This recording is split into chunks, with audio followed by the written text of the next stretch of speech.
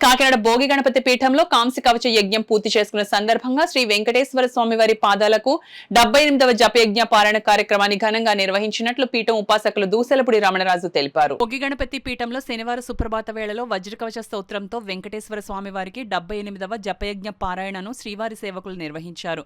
పండ్ల రసాలతో అభిషేకం, సప్తగిరుల నారీకేళ సమర్పణ, గోవింద సంకీర్తన, తోమాల సేవ జరిగింది. దీపారాధకులకు పసుపు కుంకుమ తాంబూలాలతో రవికలు ప్రదానం చేశారు.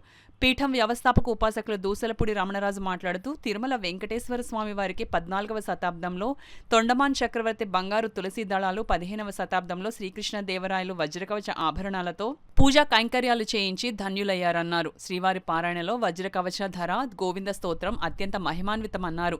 శ్రీవారి పాదాల వద్ద బియ్యపు పిండి, అరటిపండు గుజ్జు, బెల్లం, ఆవు పాలతో కలిపి తయారు చేసిన ప్రమిదల్లో ఆవు నెయ్యితో వెలిగించే సప్త జ్యోతులతో 7 శనివారాలు ఆరాధన చేయడం వలన శ్రీకర శుభాలు కలుగుతాయని, ప్రారబ్ధ కర్మల పరిహారం, ఏలినాటి శని ప్రభావం, రాహుకేతు దోష నివారణ కలుగుతుందని పీఠం తెలియజేసింది.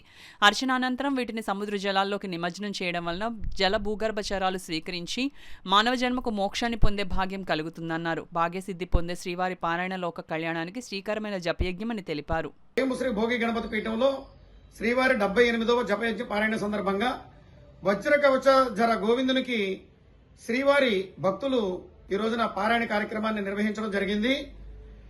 మరి తిరుమల తిరుపతి శ్రీ వెంకటేశ్వర స్వామి వారికి 14వ శతాబ్దంలో తొండమాన్ చక్రవర్తి బంగారు తులసి దళాలతోటి స్వామివారి పూజా కార్యక్రమం నిర్వహణ చేస్తే శ్రీకృష్ణ దేవరాయలు వారు వజ్ర కవచ ఆభరణాలన్నీ కూడా సమకూర్చి స్వామివారికి పూజా కార్యక్రమాలు నిర్వహించినటువంటి ధన్యులు.